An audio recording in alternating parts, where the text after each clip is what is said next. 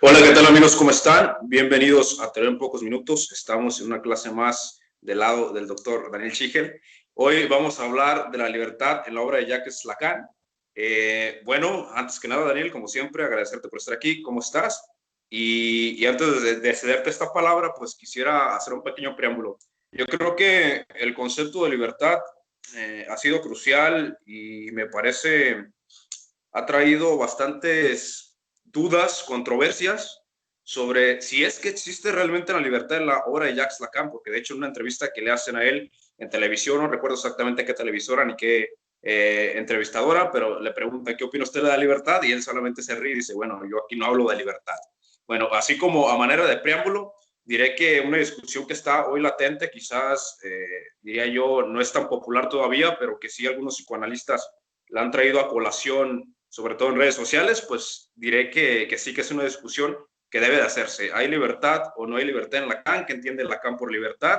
Y por supuesto, también quisiera orientar esta charla a estas cuestiones sobre, ok, de acuerdo a lo que dijo Lacan, pues tendríamos que adjudicarnos a cierto movimiento político o a otro movimiento político. Entonces, más o menos por ahí quisiera que fuéramos con esta conversación, con esta clase que vas a impartir. Y bueno, nada, adelante, puedes comenzar. Bien, bien. Sí, es un tema complejo. Tiene aristas de carácter político, aristas de carácter metafísico, filosóficas. Hay que tener en cuenta, por ejemplo, que Lacan era admirador de Spinoza. Spinoza no era partidario de la libertad. eh, Tampoco era un colectivista, o sea que no necesariamente ser determinista implica que uno esté en contra del liberalismo político. Por eso me parece que muchas veces se confunden los conceptos. No es lo mismo la libertad como determinada concepción acerca de la relación entre el individuo y el Estado y la mediación de la sociedad civil, o la libertad en un sentido metafísico, que es lo más complicado de definir, ¿no? Porque a veces se habla del libre albedrío como libertad de indiferencia, ¿no? Pensaba, por ejemplo, en la paradoja de Buridán, en la Edad Media. Había un monje llamado Buridán, que era también físico, uno de los creadores de la teoría del ímpetus que precedió a la idea de inercia, quien planteaba una situación en la que hay un burro que está hambriento y sediento y se le ponen dos parvas de heno y dos platos con agua, y el burro dice morirá de hambre y sed porque no sabrá elegir entre una y la otra, ¿no? Porque están las dos equidistantes y le da igual, digamos, cualquiera de las dos. Creo que si se hiciera el experimento, el burro agarraría de todas maneras algo para comer y algo para beber, no importa de qué lado. Quizá cualquier pequeño estímulo de diferencia generaría una tensión determinada, quizá un rayo de luz o lo que sea uno de los dos, o simplemente sus impulsos motores, ¿no? Pero tampoco eso quiere decir que porque uno, por determinados factores más o menos aleatorios, se dirija en uno u otro sentido, eso quiera decir que es libre, ¿no? También se ha discutido mucho la cuestión de la libertad a partir de la teoría cuántica, ¿no? Cuando se estableció que no estaba predeterminado en qué lugar iba a estar el electrón cuando uno lo observara. Entonces el pasaje desde esa función de onda donde está localizado de una manera indeterminada, con grados de probabilidad, a su presencia en un punto determinado sería algo así como un acto de libertad del electrón, cuando en realidad eso no tiene mucho sentido, ¿no? Porque cuando pensamos en libertad, generalmente lo asociamos con la idea de autodeterminación, ¿no? De que uno, desde su propia iniciativa, decide hacer algo, ¿no? Pero tampoco de una manera sin motivos o totalmente irracional, ¿no? Por ejemplo, para Kant, elegir libremente es optar entre lo que dice la razón y lo que determinan los impulsos, ¿no? Lo que en terminología freudiana podrían ser las pulsiones, ¿no? Lo que él llama pasiones. Entonces, habría ahí como un hiato, una separación, un margen de movilidad para la voluntad, ¿no? Kant habla de la voluntad libre de elegir, optar entre lo que le dicta la razón o lo que le mandan sus necesidades, impulsos naturales, ¿no? Con lo cual ahí la libertad tendría que ver con ese salto, con esa separación, esa alianza, podríamos decir, que es un término que Lacan justamente dice haber tomado de Kant, ¿no? Cuando analiza uno de los escritos precríticos de Kant, dice, bueno, Kant señala que cuando relacionamos una causa con un efecto, distancia, o sea, entre el hecho de que estén dadas las condiciones para que algo suceda y su efectiva realización. Y esa distancia es lo que él después va a aplicar al sujeto, ¿no? A lo que entiende como sujeto, entendido como esa separación, pero a nivel significante, en el dominio simbólico, entre un significante y otro, donde se cuela el deseo, ¿no? Entonces, pero el deseo tampoco podemos decir que sea algo voluntario, ¿no? No podemos decir que sea algo que surja de una iniciativa consciente. Entonces también ahí tenemos la cuestión de distinguir entre consciente e inconsciente, ¿no? La voluntad estaría del lado de la conciencia, y si entendemos la libertad como iniciativa de la voluntad consciente, entonces el psicoanálisis obviamente no podría aceptar eso como una explicación de por qué uno toma determinadas decisiones, ¿no?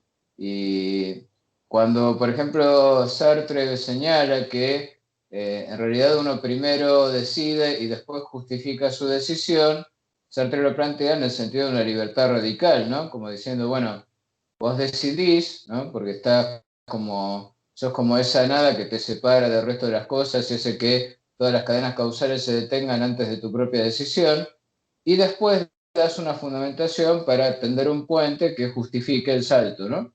El salto entre las condiciones y la realización efectiva de un acto. Por ejemplo, dice Sartre, si yo necesito consejo con respecto a qué hacer en una situación X, generalmente una situación que implica una decisión que puede determinar mi futuro, ¿no? Voy a alguien, ¿no? Entonces da la impresión de que ahí estoy haciendo que otro me determine, ¿no? Que otro diga qué es lo que debo decidir. Pero él también señala que si yo elijo a una persona determinada para que me aconseje, es que yo ya sé qué me va a decir, con lo cual en realidad lo que estoy buscando es una reafirmación para una decisión que yo ya he tomado, ¿no? Ahí tenemos una concepción bien radicalizada de lo que es la libertad, ¿no? Sartre sería como un modelo de este concepto que también encontramos precedido en la obra de Kierkegaard, por ejemplo, ¿no? Cuando habla del salto de la fe o de la posibilidad de empezar a ser otro a cada momento, con las decisiones que uno toma y demás. Pero también la pregunta sería de dónde vienen esas decisiones y quién es el yo que realiza esos actos, ¿no? Porque el tema es que desde la perspectiva de Freud, por ejemplo, no habría Sí, libertad porque desde una perspectiva cientificista tenemos que pensar que hay causalidad psíquica, o sea que todos los actos que la persona realiza. ¿Por qué? Porque de lo contrario habría un espacio abierto a la irracionalidad, a que cualquier cosa pudiera surgir de un individuo determinado, ¿no? Y eso sería renunciar a elaborar una ciencia acerca de la conducta, que es en última instancia lo que pretendía desarrollar Freud con respecto a determinados comportamientos que no podían explicarse por motivaciones conscientes, ¿no? Entonces Freud decía, bueno, ahí donde no alcanzan las explicaciones basadas en la conciencia, tenemos que acudir a una causalidad inconsciente, pero siempre hay causalidad, ¿no? En ese sentido, Freud era un determinista clásico, ¿no? Pero aún así él decía que como las determinaciones, tanto conscientes como inconscientes, emanan del propio individuo, uno tenía que hacerse cargo aún de las cosas que uno no había decidido conscientemente, ¿no? Ese es el concepto de responsabilidad que plantea Freud cuando le dice, por ejemplo, a Dora, ¿qué tienes tú que ver con esto que te pasa, ¿no? Para tratar de implicarla y responsabilizarla por decisiones que, sin embargo, no emanan de su decisión pensada, consciente, racional, eligiendo por tal o cual motivo, sino de motivaciones que son inconscientes. Entonces, lo que Freud dice es que, bueno, como son también tuyas, entonces tenés que responsabilizarte por ellas. Algo que va a ser muy criticado por Lacan, porque Lacan va a decir que no existe tal individuo que posea el conjunto de todas las motivaciones que lo determinan, sean conscientes o sean inconscientes, ¿no? Porque esa es justamente la idea de plantear al individuo como una especie de esfera cerrada, enfrentada a una realidad exterior, y que entonces todo lo que el individuo decida va a emanar de su propia iniciativa, ¿no? Esa es una determinada manera de entender la causalidad psíquica, ¿no? En Lacan es diferente porque la causalidad es simbólica. Entonces ahí tenemos una cuestión totalmente distinta que es la presencia de lo que él llama el gran otro. Entonces ahí lo que te determina, ¿no? Tanto consciente como inconscientemente, porque ahí la influencia de lo simbólico está siempre presente, lo inconsciente como traspié y lo consciente como lo que fluye, digamos, desde el punto de vista simbólico. De todas maneras, siempre está el otro ahí, el gran otro está siempre presente y lo que está en duda soy yo, ¿no? Porque el yo sería una construcción, algo que generamos a partir de identificaciones imaginarias con otros primero y después mediante identificaciones simbólicas con determinadas ideas o determinadas insignias, pero lo primero que está es ese medio ese medio simbólico, cultural en el cual nacemos, ¿no? Y que nos da incluso nuestro nombre propio, que de propio no tiene nada, como ya habíamos visto en otras clases. Es más, cuando se trata de plantear una teoría de la libertad de Lacan, se alude muchas veces, de manera me parece incorrecta, a la cuestión alienación-separación, ¿no? Como planteando que la alienación es como la sumisión al otro, al gran otro, ¿no? Y la separación es lo que te permite convertirte en un individuo autodeterminado, ¿no? Hay interpretaciones así que son más o menos vulgares, digamos, ¿no? Pero ya habíamos visto cuando hablamos de alienación y separación que las dos cosas para Lacan se dan conjuntamente, porque si uno no estuviera en falta, no necesitaría ir al campo del otro, ¿no? A buscar lo que no tiene, que es una identidad personal. Y lo que busca cuando busca una identidad personal, que se la demanda al otro, lo que está buscando es una identificación simbólica, ¿no? Está buscando que le digan quién es, ¿no? Como en esa frase es, ¿quién soy yo para vos? ¿Por qué me deseas? ¿No? Siempre está presente esa idea de que la identificación, que es la alienación justamente, viene dada por el otro, pero la vamos a buscar al campo del otro porque míticamente hemos entregado al otro una parte de nuestro propio ser que ha hecho agujero en nosotros, ¿no? Entonces buscamos en el otro ese completamiento que no existe. Ahora, uno también podría decir que la inexistencia de esa completud, ¿no? O sea, la existencia de la falta, la existencia del objeto A como causa de deseo, la existencia de la castración, es lo que te da esa separación, esa diancia que se podría identificar con una forma de libertad, si se quiere, pero que nunca es una libertad de tipo individual, porque no existe para Lacan el concepto de individuo como lo podríamos entender en una concepción clásica, ¿no? Que sí sería por ahí la de Freud, ¿no? Como la totalidad de todo lo que yo soy. Cuando en realidad yo no soy, entonces no tiene sentido decir que de mi ser, emanen determinados actos y que eso sea lo que me convierte en un individuo libre.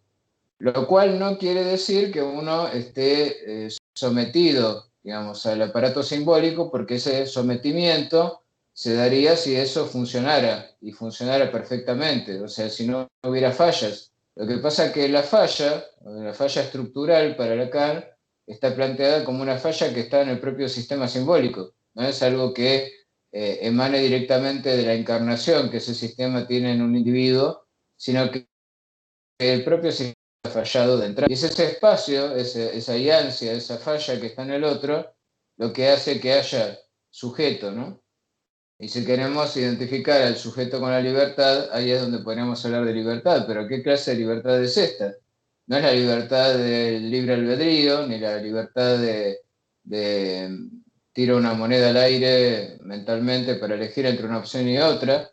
Tampoco es la libertad que planteaba Kant, ¿no? De decidir racionalmente qué vamos a hacer independientemente de los impulsos que tenemos en nuestro interior, que se acerca mucho más a lo que planteaba Freud, ¿no? Cuando hablaba de cómo el yo se pone entre el super yo y el ello, y ahí en esa separación toma sus decisiones y ahí tiene cierto margen de libertad, ¿no? Que es como una libertad generada por una doble sumisión en realidad, ¿no? Porque para Freud estamos sometidos tanto al mandato del super yo como a los impulsos del ello. Y es estar tironeado desde los dos lados lo que nos da una separación mínima que sería nuestra libertad, ¿no? Eso sería quizás lo que Freud admitiría como espacio de libertad en un sentido bien kantiano. Pero acá no hay tal cosa porque uno podría plantear en todo caso que lo que llamamos libertad es la falla en el gran otro, ¿no? Que da pie a que surja y haya sujeto, ¿no? Y eso es lo que es único en cada uno, digamos, si se quiere llamar así, porque, bueno, incluso desde el punto de vista de la lógica, la única cosa singular que existe es el conjunto vacío, y el vacío es justamente lo que caracteriza o viene a dar la letra que designa esa separación. Para que veas esto de la alienación y separación y por qué me parece que esto no debería entenderse vulgarmente en el sentido de que separarse es generar libertad, porque me parece que no es esa la idea, pero sí es esa la idea que suelen plantear las interpretaciones marxistas de Lacan, ¿no? Porque para la interpretación marxista de Lacan, la alienación es como la alienación en Marx, ¿no? Me es sacada Sí, mi esencia y le pertenece a otro, que es el capitalista, ¿no? Entonces, la separación, yo lo que lograría es recuperar mi individualidad, ¿no? De alguna manera. Podría ser una explicación de por qué entienden que esa alienación es lo mismo que la alienación marxista. Para mí no lo es, porque aparte para Lacan esa alienación no se puede superar nunca porque el sujeto es un sujeto simbólico y es un sujeto determinado por el significante y eso no hay manera de superarlo. Entonces, no tiene sentido emanciparse del campo simbólico. El campo simbólico está siempre presente y cuando uno trata de alejarse de él y negarlo, más se mete, más se embarra dentro de ese campo, ¿no? Entonces no hay posibilidad de una separación respecto del campo simbólico y en ese sentido claro. hablar de emancipación, como si fuera posible trastornar la cultura y generar una sociedad perfecta a la medida de la voluntad del individuo, ¿no? De cómo se autopercibe o como quiera llamársele. En ese sentido, no es algo así lo que podemos encontrar en Lacan, ¿no? No creo que Lacan se pueda considerar un marxista clásico, ni nada por el estilo. Tampoco sería un liberal, quiero decir, en el sentido de que el liberal, por ejemplo, en la concepción de Locke, ¿no? Podría plantear que exista algo así como el sujeto, ¿no? El sujeto como un individuo cerrado sobre sí mismo, libre y autodeterminado, que de alguna manera busca su emancipación frente a las determinaciones porque también tenemos un concepto de emancipación donde lo simbólico y lo cultural no jugaría ningún papel. Es más, yo me atrevería hasta a decir que Lacan es un conservador más que un liberal, ¿no? Ni marxista ni liberal, conservador. ¿Por qué? Por esta cuestión de la determinación simbólica, ¿no? En ese sentido, bueno, sigue una línea que también la tenemos presente, por ejemplo, en Heidegger, ¿no? Cuando Heidegger plantea que no existe existencia sin tradición, ¿no? Ese es un tema que no es abordado demasiado dentro de la concepción de Heidegger, pero es algo que lo distancia respecto de posiciones mucho más radicalizadas como la de Sartre, ¿no? Por eso Heidegger decía que no era un existencialista, ¿no?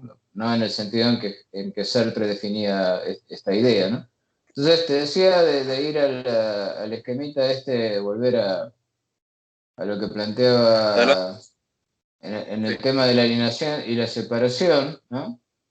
Recordás esto que habíamos hecho en otro momento, ¿no? Donde lo que une al gran otro y al sujeto, el punto de intersección es el conjunto vacío, ¿no? Ese conjunto vacío sería claro. la separación, ¿no? Y la alienación es la alienación significante, o sea, es el hecho de que uno busca, ¿no? Completarse yendo al campo simbólico, ¿no? Al campo del gran otro. Por eso Lacan también dice esa cosa medio enigmática de que el sujeto se constituye a partir de cómo los agujeros del cuerpo son los que vienen a dar cobijo a los significantes que surgen del gran otro, ¿no? Y eso cómo se entiende, ¿no? Porque esa sería una buena pregunta, ¿cómo lo podemos entender de una manera clara? Bueno, pensar que cuando, por ejemplo, hablamos de la pulsión, ¿no? De cómo se constituye la pulsión, ahí vemos un ejemplo donde lo que en la concepción de Freud sería algo absolutamente individual y casi de orden animal, ¿no? El hecho de venir con ese amasijo de pulsiones, ¿no? Desde el nacimiento, entendidas como impulsos del ello, ¿no? Irracionales y que nos conectan con el cuerpo. En Lacan es todo lo contrario, o sea, la pulsión es algo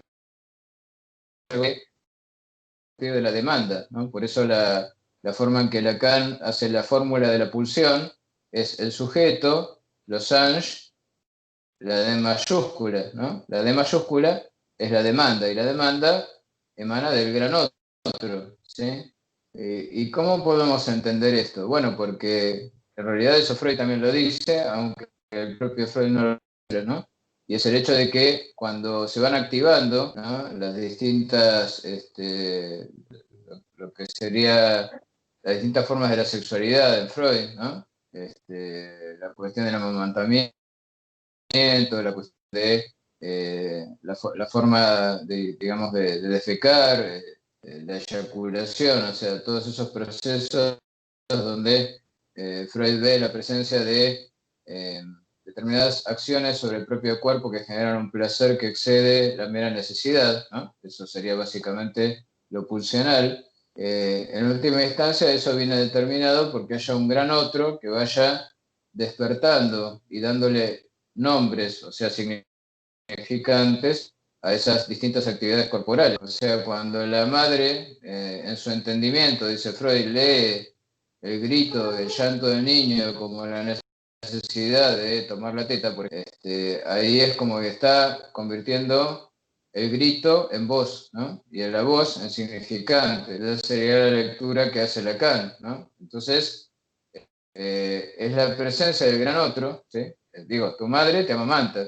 Si no estuviera tu madre para amamantarte, entonces esa región hueca de los labios no tendrían su primer impulso para constituirse en esa forma de pulsión que es la del amamantamiento, ¿sí? De la misma manera que más adelante, cuando se exige de parte del otro el restringir o dominar los propios esfínteres, ¿no? A la hora de hacer las necesidades, ahí también surge algo que viene del campo del otro, ¿no? Y que lo que hace que es, bueno, regular lo que pasa a través de los agujeros del cuerpo, ¿no? Y todo eso va recibiendo nombres, ¿sí? Entonces se convierte la sede del significante. Por eso dice que es como el armazón del cuerpo, ¿no?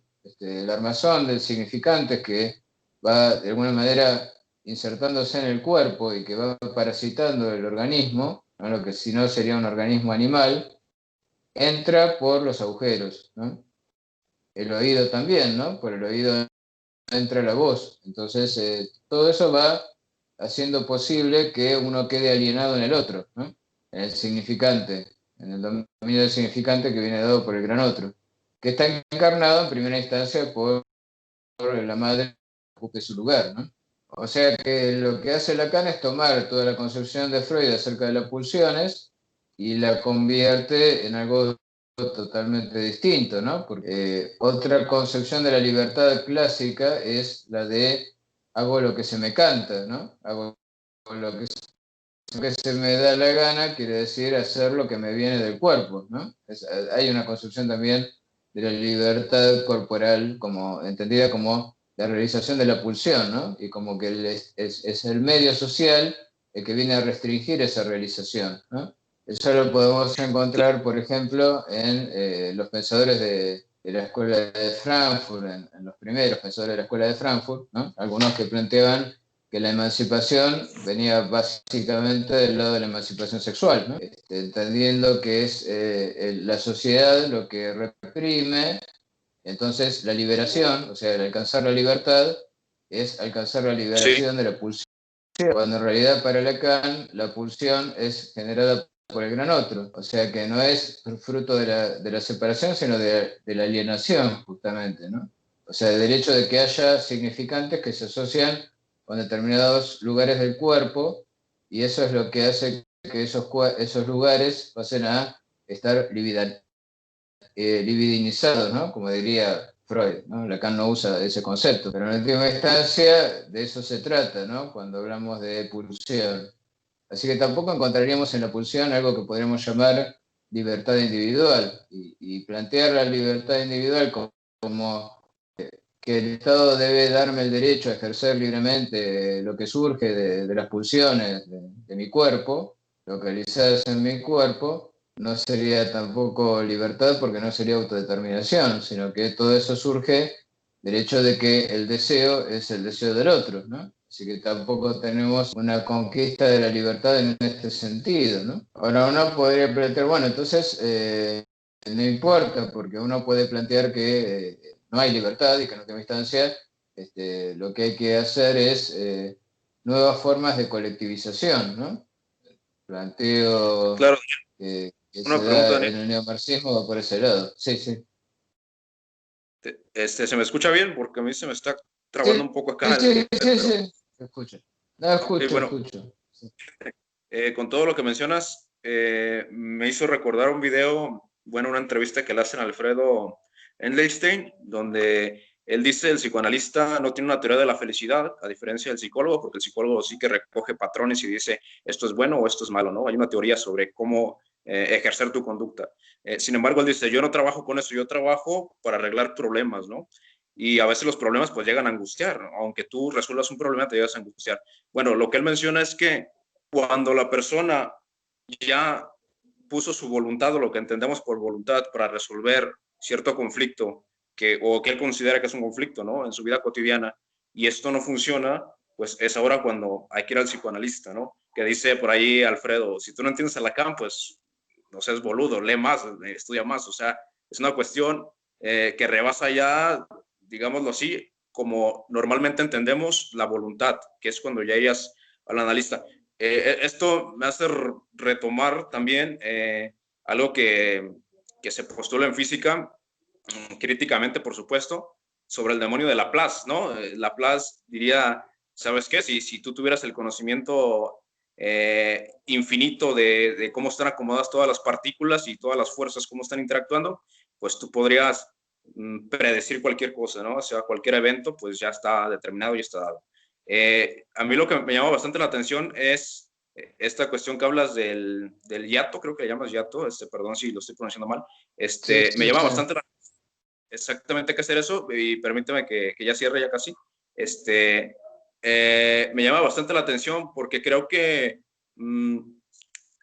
se ha vulgarizado el hecho de que no hay libertad con el hecho de que todo es posible o todo es permitido. Me parece que una de las principales críticas que se le hace a este tipo de personas que dicen que todo está determinado es que, en efecto, cuando cometen un acto vandálico o un acto criminal, pese a que pueden ser juzgados o no, pues siempre se respaldan con que no es mi culpa, sino, digámoslo así, son los factores estructurales que me hacen realizar tal conducta. Por ahí un amigo conocido nuestro, Gonzalo, por ahí estuvimos platicando, también menciona algo muy interesante, que la libertad dentro del terreno de la economía política no debería entenderse como la libertad de no condición, o sea, no sería como la inercia, digámoslo así, la inercia pura, donde sería un objeto al infinito de forma lineal, si es que no fuera frenado por otras fuerzas, la fricción o no sé, o un vector en una dirección contraria o distinta, ¿no? Mm. Entonces, me pregunta es la siguiente. Creo que es evidente que hay una distinción en psicoanálisis sobre lo que es la libertad y lo que es la voluntad. Y mi pregunta es, esta voluntad, digámoslo así, es también la que te lleva a ti a decir, necesito ir a un analista, y será también la voluntad la que le dice al analista, ¿sabes qué? Dentro del terreno clínico, pues tú no eres padre de familia, tú no eres hermano, sino que eres psicoanalista, ¿no? Digámoslo así, que por más que el analista es un sujeto también dentro del marco de la sociedad, sujeto en términos clínicos lacanianos, pues que pese a eso puede aplicar un análisis, ¿no? Que pese a sus, digámoslo así, determinaciones estructurales, puede aplicar un análisis. La verdad no sé si se estoy complicando demasiado las cosas, pero es que realmente tengo esta curiosidad y pido también una disculpa si es que parece que estoy nada más torciendo la situación, pero bueno, tengo esa duda, si puedes resolverla. No, no, no, está perfecto. Y ahí hay varios temas que son cruciales, como por ejemplo el del deseo del analista, la ética del analista. Pero pensar, por ejemplo, que Lacan dice que no habría analistas si no hubiera habido revolución científica. El sujeto del psicoanálisis es el sujeto de la ciencia. Eso se genera por una determinación histórica, es determinación, pero eso no quiere decir que sea astucia de la razón, ¿no? En el sentido hegeliano, como algo que está predeterminado de toda la eternidad, sino como habíamos dicho en el otro momento, pasa como con el caso del amor, ¿no? Donde lo que se da es un encuentro, encuentro afortunado, ¿no? Podríamos llamarlo, que hace un efecto de sentido y después retroactivamente uno lo justifica diciendo que eso tenía que haber pasado. Eh, entonces, hay muchas aristas en el tema de la libertad, la necesidad, qué es determinación, qué es indeterminación. También, en qué nivel de determinación es que un liberal aceptaría que uno pueda estar y en qué nivel no, porque también está el tema de si el gran otro es el Estado, que es lo que parece plantear en general estas concepciones progresistas acerca del psicoanálisis, ¿no? Cuando en realidad no es que plantee que no haya otro en el sentido lacaniano de gran otro, sino que ese gran otro estaría dado más bien por la sociedad civil, por los intercambios simbólicos y demás que vienen dados a un nivel, digamos, que no está estructurado desde arriba, como lo está un Estado, ¿no? Porque pensar, por ejemplo, la diferencia que hay entre cómo se organizó la vida social en Inglaterra, que fue de abajo hacia arriba, donde, por ejemplo, el sistema legislativo está dado por costumbres, o sea, por hábitos que se generan espontáneamente y después se legisla sobre ellos, ¿no es cierto? Entonces no hay un código civil, un código de comercio y demás. Y el modelo francés, que por justamente plantear esta idea de emancipación, autodeterminación, revolución y demás, pretende dirigirlo todo desde arriba, constituir un Estado, crear leyes perfectas, racionales, en un sentido casi kantiano, ¿no? El deber ser, planteado, emanado en el establecimiento de una serie de derechos inalienables que el Estado debe garantizar en su cumplimiento a partir de el monopolio del uso de la fuerza. O sea, son dos modelos donde está el otro, porque el otro es imposible que no esté porque somos sujetos y somos sujetos simbólicos, pero puede estar estructurado a niveles totalmente diferentes y su eficacia de funcionamiento puede ser totalmente distinta también, ¿no? En ese sentido, la discusión no me parece que pasa por el tema, como algunos lo plantean también, ¿no? Y creo que es un error, individualismo o... no, de ninguna manera. El individualista, incluso, digamos, el anarquista o hasta no sé, el anarco liberal, ¿no? Por así decir, no puede escapar al hecho de la determinación simbólica, y tampoco creo que lo intentaría. La cuestión de la guerra contra el Estado, ¿no?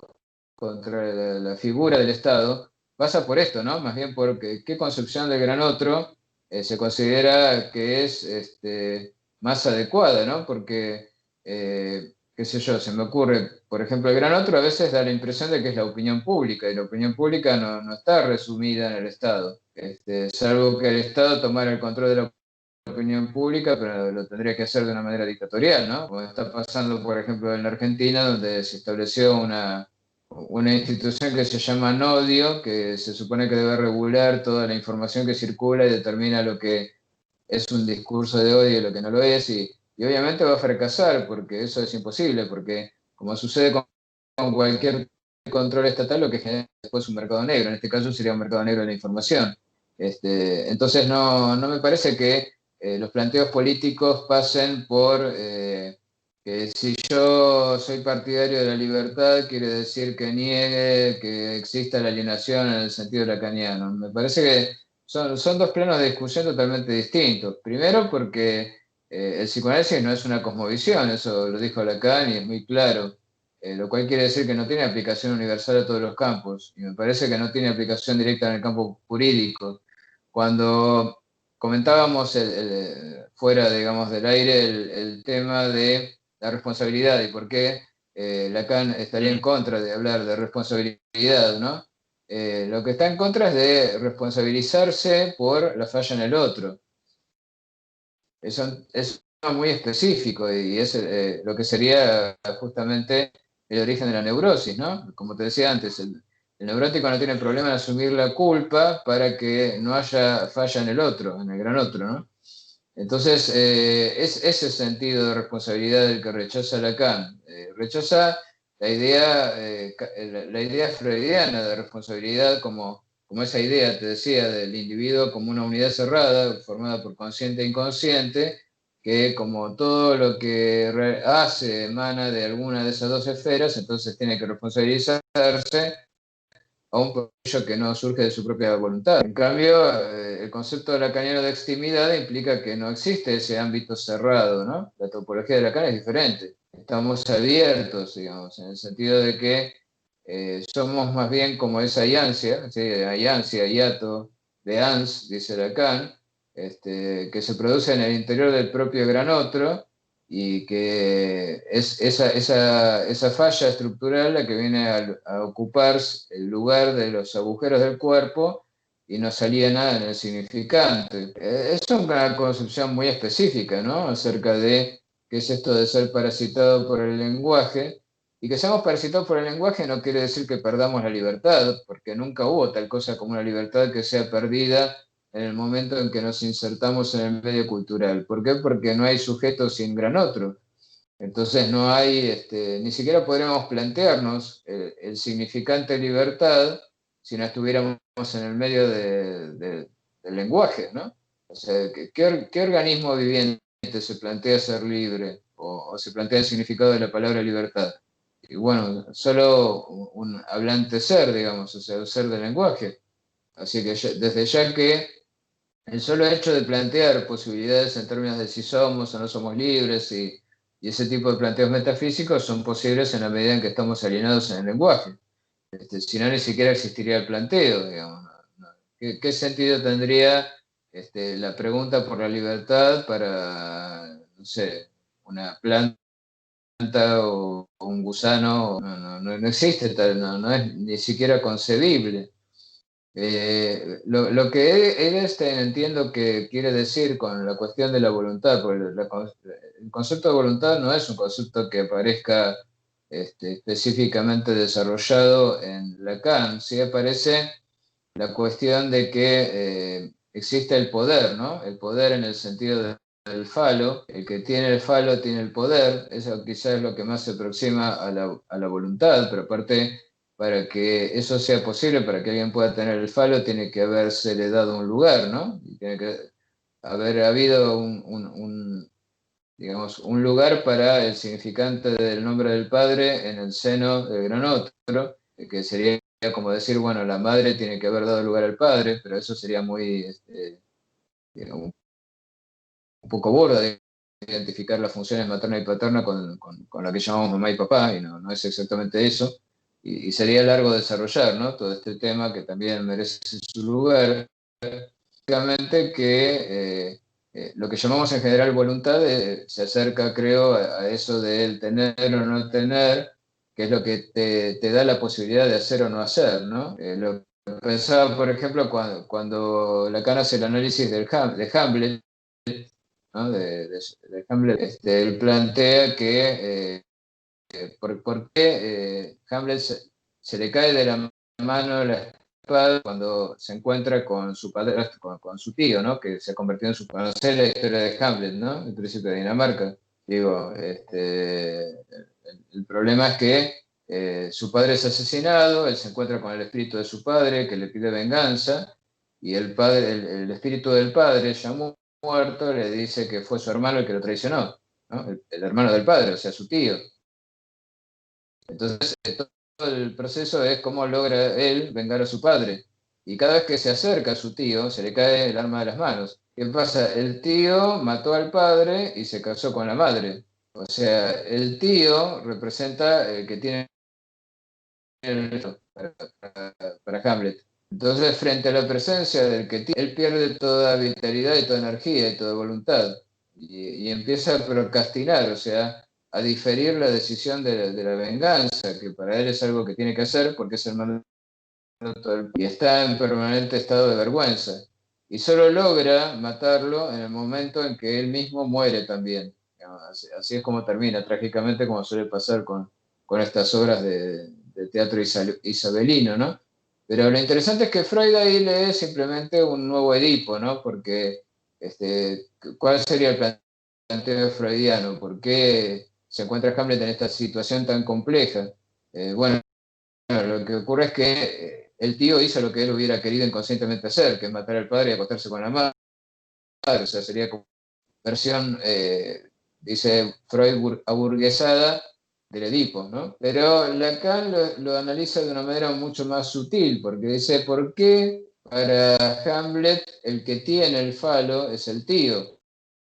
Evidentemente tiene que ver con eso de que tiene un atractivo particular para su madre, pero Lacan lo desplaza el tema de la cuestión de la madre y de que hubiera un deseo inconsciente de acostarse con la madre, que para Lacan no existe tal cosa, sino que más bien la cuestión está en que si la madre se vio seducida por el hermano de su esposo, o sea, por el tío de Hamlet, eso se debe a que ella ve en él que hay algo que más allá del amor a su propio hijo, ¿no?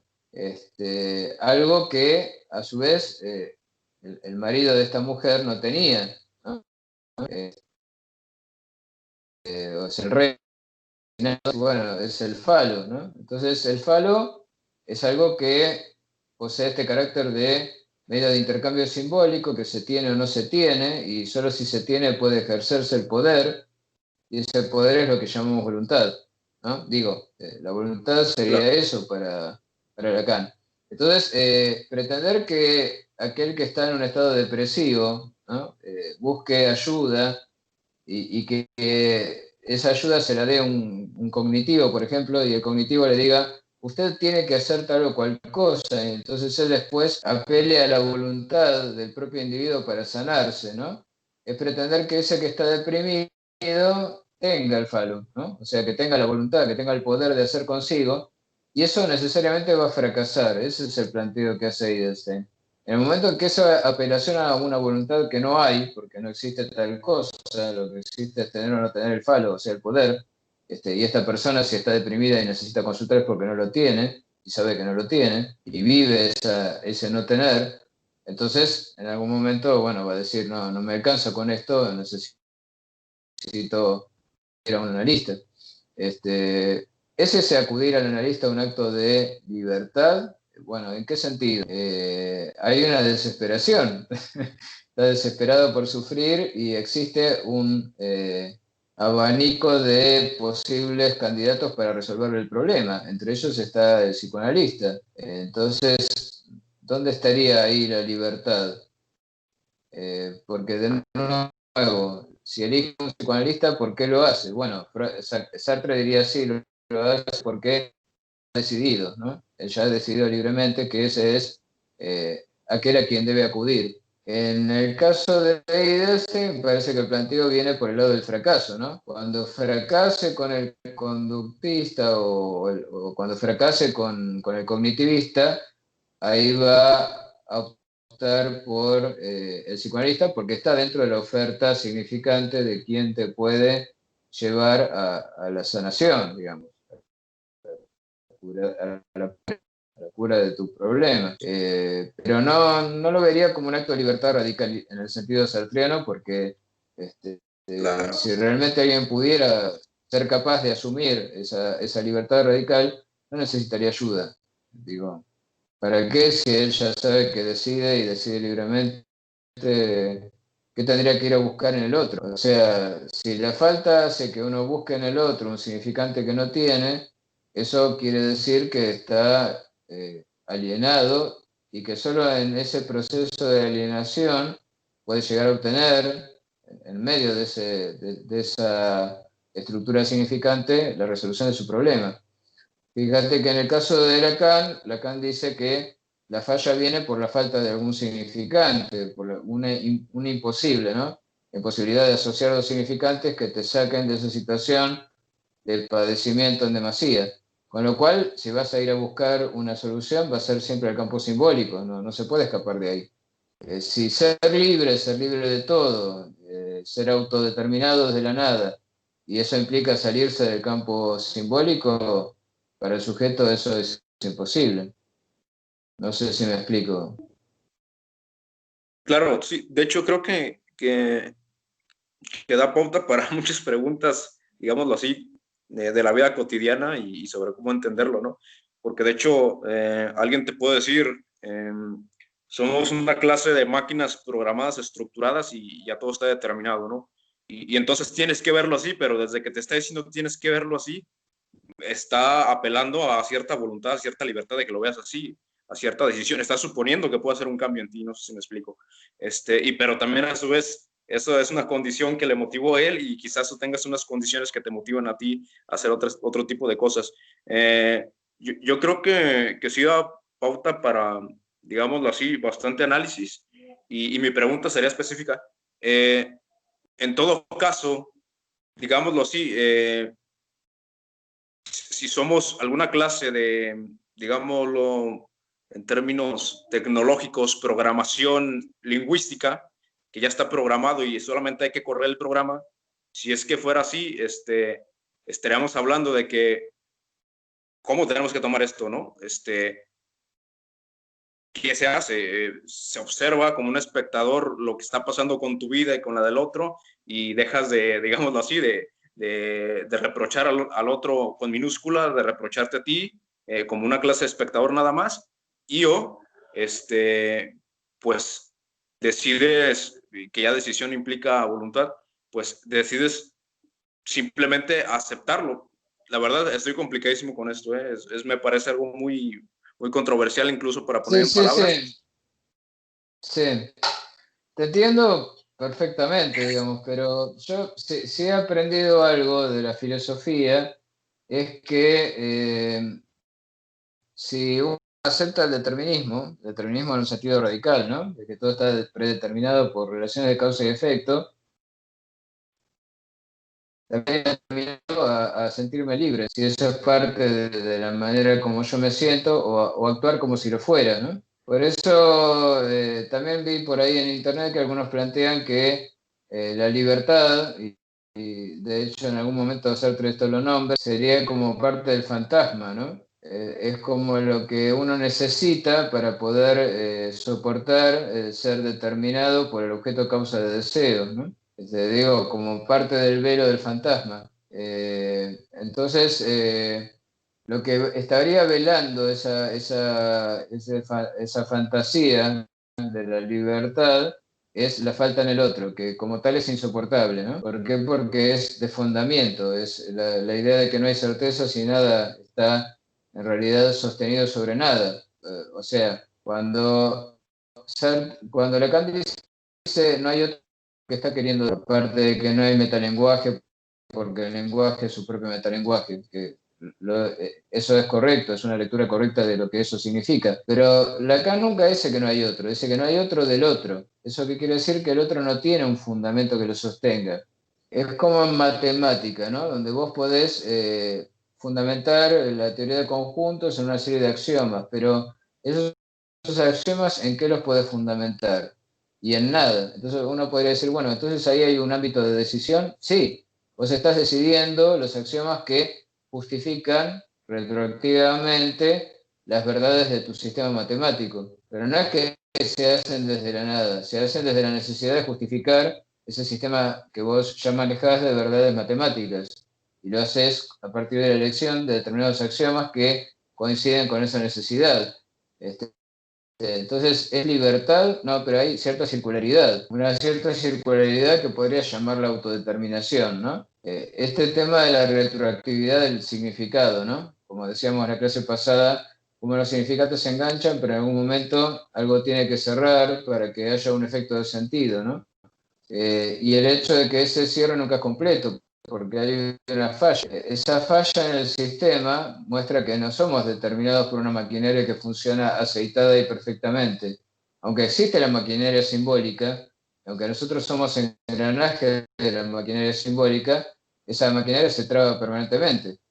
¿Quiere decir eso que hay libertad? Y tampoco podríamos asegurarlo en el sentido estricto de autodeterminación. Pero bueno, después de todo, ¿qué decimos cuando decimos libertad? Después de todo, libertad es un significante y nada más, ¿no? Digo, por ejemplo, cuando habíamos visto el grafo del deseo, ¿sí? La vez pasada, no sé si lo tengo, no lo tengo acá, pensé que lo tenía, pero bueno, recordad que en el grafo del deseo aparecía, ¿no? Ahí, el significante de la falta en el otro, ¿sí?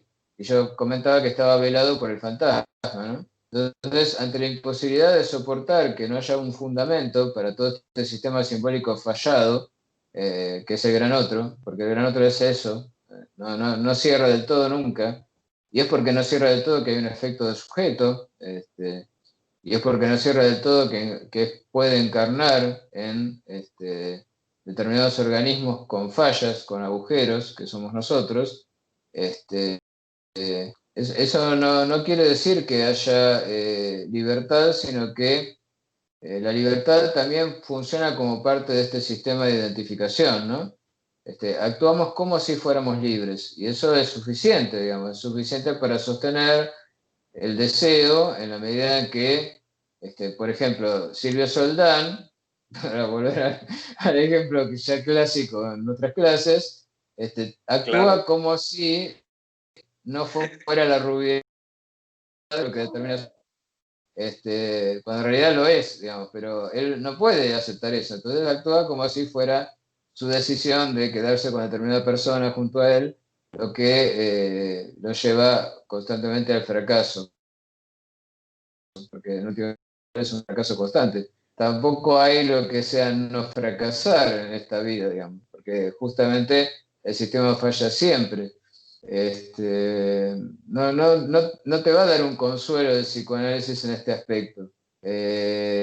Tampoco te va a responsabilizar por lo que no podés responsabilizar. Si estás deprimido, no es que es culpa tuya y va, animate, vamos, fuerza, voluntad, salga adelante, ¿no? Porque eso es en última instancia lo que sería esta concepción de la voluntad en un sentido vulgar, ¿no? Haga tal y cual cosa y va a salir adelante, ¿no? Como pasa en los libros de autoayuda y demás. No va a funcionar. O quizás sí, pero si funciona va a ser porque en realidad no estabas tan deprimido, no era depresión estrictamente la evaluación correcta de lo que te pasaba, y era algo que iba a pasar, ¿no? Como sucede muchas veces con los placebos, ¿no? Los placebos son eficaces. La libertad o la apelación a la voluntad es un placebo más que puede funcionar para sacarte de una situación de depresión. Sí, por supuesto puede funcionar, pero eso justifica que haya libertad y no. Y si la hubiera, ¿qué sería? Porque en última instancia no terminamos de definir eso y hay cientos de años de historia de la filosofía detrás del intento por decir que es la libertad sin haberlo logrado nunca, ¿no? Entonces, si no podemos entrar a decir que es ser libre, ¿cómo pretendemos decir que la libertad exista o no? La libertad es un significante, y para definirlo necesitamos otros significantes. Y cuando tratamos de definir la libertad se nos escapa entre los dedos. No podemos apresar y decir exactamente qué es. Porque decimos, bueno, ¿qué es? ¿Es indeterminación? No, porque a nivel cuántico hay indeterminación, pero no dirías que hay libertad. La libertad lo vemos como un atributo de la voluntad humana. ¿Es la voluntad, la libertad? Bueno, pero si lo fuera, entonces uno podría manejarla. ¿La voluntad se maneja a voluntad o la voluntad se tiene o no se tiene? O sea, la voluntad no es más bien ese poder fálico que se tiene o no se tiene. Y que se tenga o no se tenga, ¿depende de la voluntad? No, porque se tiene o no se tiene voluntad en función de alguna otra cosa que no sea la propia voluntad. Entonces, así entramos en derivaciones infinitas que tienen que ver con el hecho de que el significante es metonímico y la libertad, como todo otro significante, no va a tener un cierre que me diga libertad es esto, como pasa con cualquier otro significante.